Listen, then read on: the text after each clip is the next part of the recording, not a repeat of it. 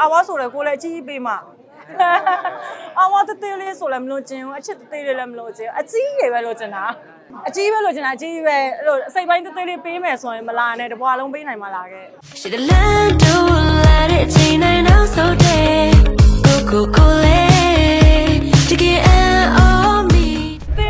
ယူဆိုင်တက်ပြီးတော့ကို့ပေါ်ဆိုရမ်းနွန်နာခန္ဓာလေးပေါ့